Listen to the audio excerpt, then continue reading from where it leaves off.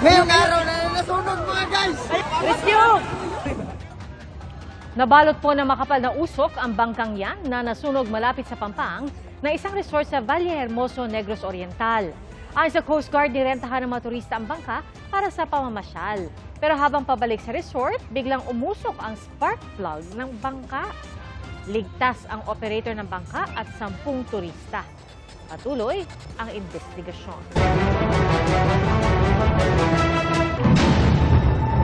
Bago sa saksi, patay na po ang 2 sakay ng kotseng pinagbabaril ng mga nakamotorsiklong salarin sa Timog Avenue sa Quezon City. At kabilang po dito ang 51 taong gulang na driver at 75 taong gulang na kasama niya. Saksi, si Emil Sumangil. Pasado alas 3 ng hapon malapit sa kanto ng Timog Avenue at EDSA sa Quezon City nang mahuli ka mang aktwal na paumaril ng demotorsiklong salarin sa mga sakay ng puting kotse. Sa video, makikitang bumaba ang gunman sa motorsiklo saka pinagbabaril ang mga target na sakay ng kotse. Mabilis na sumakay ang gunman sa motorsiklo saka pinaharurot pa EDSA ng driver na kasabwat niya. Ilang minuto ang lumipas, dumating na ang aming cameraman sa crime scene at ito na ang tagpo na kanyang nakunan. Tadtad ng tama ng mga bala ang salamin at katawan ng kotse. Ang 2 sakay kapwa duguan. Ang sinasabing driver ng kotse, nakalabas at tumumba malapit sa Center Island.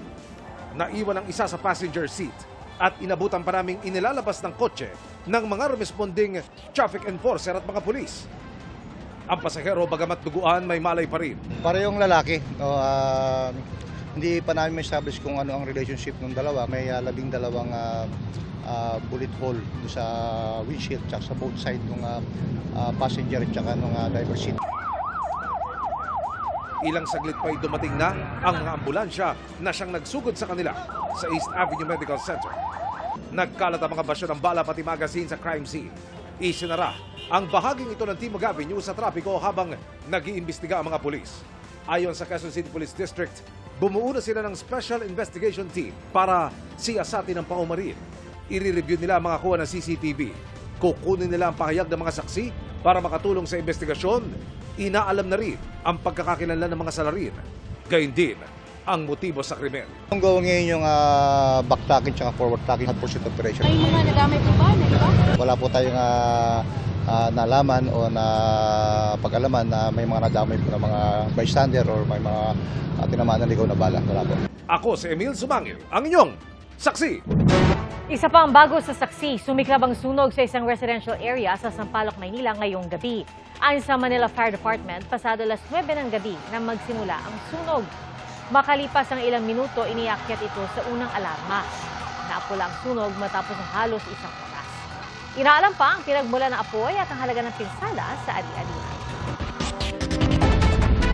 Idineklarang bombilya pero droga pala ang laman. Halos 250 milyong pisong halaga ng shabu ang nabisto ng Bureau of Customs na itinago sa mga LED light. Galing pong Mexico ang kontrabando na sinasabing pinakamalaking halaga ng droga na nasabat sa NAIA. Saksi, si Marisol Abdurman. Aakalain mong isang LED light lang ang mga ito. Pero nang buksan, tumambad ang mga plastic na naglalaman ng shabu. Ang 10 kahon na yan, nagmula pa sa Mexico at dineklarang naglalaman ng mga LED light. Sa pamamagitan ng ating mga X-ray machines, hindi talaga makakalusot. Ito ay shabu na nanggaling sa bansang Mexico. Kinukonsider natin na high-risk country. 180 bumbilya ang nakita ng shabu na nagkakahalaga ng halos 250 milyong piso. April 14 daw dumating sa bansa ang nasabing kargamento galing Mexico na itinuturing ng BOC na high-risk source.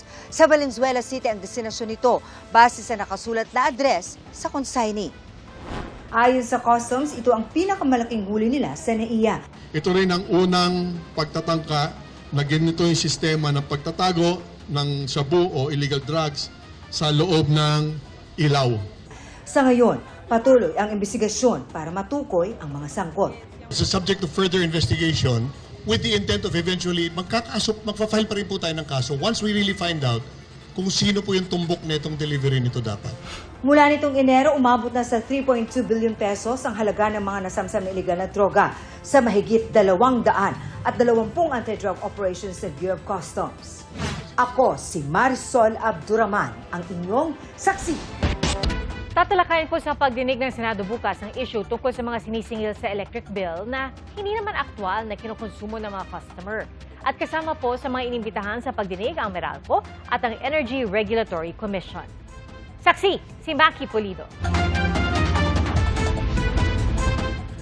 Sobrang pagtitipid na ang ginagawa ni Ria sa paggamit ng kuryente, kaya di niya maintindihan kung bakit nung Marso, umabot pa rin ng mahigit 2,000 pesos ang electric bill niya. Minsan mapapatanong ka na lang sa sarili mo, bakit ganito? Nagtipid ka nga, pero parang wala din naman nangyari sa pagtitipid mo. Sa likod ng electric bill mo, nakalista ang mga sinisingil dahil sa paggamit ng kuryente. Pero marami rito, ayon sa Power for People Coalition, hindi aktwal na kinokonsumo ang 12% VAT o value-added tax at government taxes na sinisingil ng gobyerno. Sa Meralco bill ni Ria, 206.50 pesos ang binayaran niyang VAT, 218.86 sa government taxes. 49.53 pesos sa universal charges. Ito yung tulong nating lahat para maabot ng kuryente ang mga nasa malalayong lugar at mapangalagaan ang watershed. 1.56 pesos naman ang binabayaran niya sa Lifeline Subsidy o subsidiya para sa mga nasa 4Ps at qualified marginalized sector. Sinisingil din ng Meralco ang systems loss. Ito yung mga ninanakaw na kuryente at nawawalang kuryente habang dumadaloy sa kable. 114.82 yan sa bill ni Ria. Hindi yan responsibilidad ng mga electric consumers. Dapat yan yung mga nagninegosyo doon sa transmission, distribution, akuin na nila yon. Kaya kung suspindihin ng gobyerno ang mga buwis at akuin ang universal charges at lifeline subsidy at kung sagutin ng Meralco ang kanilang systems loss, halos 30% ang mababawa sa Meralco bill ni Ria o katumbas na 591.27 pesos. Ang computation na yan ay batay sa konsumo ni Ria na 154 kilowatts kada buwan. Habang tumataas ang konsumo, tumataas din ang singil para sa mga ito. Hinihingi pa namin ang pahayag ng Department of Finance kaugnay ng panukalang suspindihin ang buwis at kung ano ang epekto nito sa revenue collection ng gobyerno. Dapat may equitable sharing ng burden ng crisis. Hindi pwedeng ang kumakarga ng krisis ay ang mga mahihirap nating kababayan na nagtatrabaho. Gingit ng Meralco, lahat ng sinisingil nila ay aprobado ng Energy Regulatory Commission. Hindi naman daw napapatunayan ang mga alegasyon ng overcharging at hindi tumataas ang kanilang distribution tariff nitong nakalipas na 10 taon.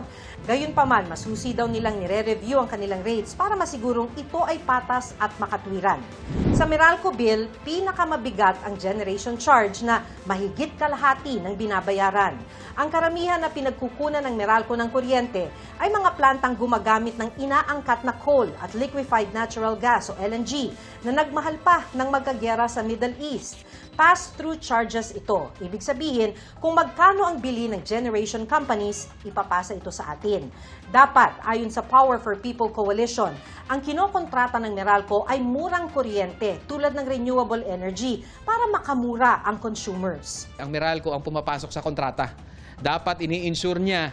Nakalagay naman sa batas yun na dapat protektahan ang electric consumers. Sabi ng energy expert na si Attorney Jose Layug, kung renewable energy tulad ng solar ang source, 4.86 pesos per kilowatt hour lang ito, kumpara sa 6.20 pesos per kilowatt hour ng coal at 8.84 pesos per kilowatt hour ng LNG.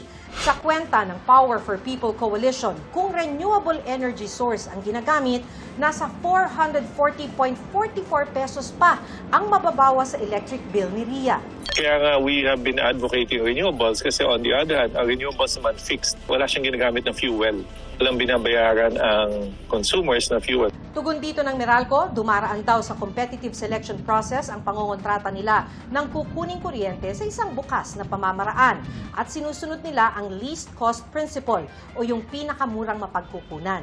Sinusuportahan din daw ng Meralco ang transition ng bansa sa mas malinis na enerhiya at bahagi na ng kanilang sinusupply ay renewable energy.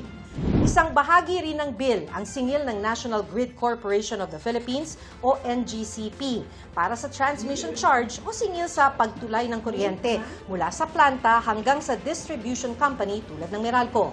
Kamakailan, nagmahal din ito. Ayon sa Power for People Coalition, mahal ito dahil nangontrata ng ancillary o reserbang kuryente ang NGCP mula sa mga plantang gumagamit ng diesel, bunker at coal. 77 pesos ang naidagdag nito sa electric bill ni Rian. Naka-standby sila, reserve sila. At yung sources really is problematic. Why prefer yung mga yan instead of renewable energy sources? Hinihingan pa namin ng pahayag ang NGCP. Kung isasama pa ang mga dagdag na bawas na yan, 1,059 pesos lang ang Meralco bill ni Ria sa halip na 2,168.50. Meron ding sinisingil na feed-in tariff allowance o FIT-all at Green Energy Auction Allowance o GEA-all. Tulong daw sa mga mamumuhunan sa mga renewable energy source. Iba pa ang other charges na pwedeng gamitin sa bill deposit adjustment. Pero sabi ng ERC, sumusunod lang sila sa itinakda ng batas at mga pulisiya ng pamahalaan. Matagal na yan, 2001 pa yan. Ngayon ay nagbago kasi ng proseso at kung sino yung mga entitled dito sa Meralco area.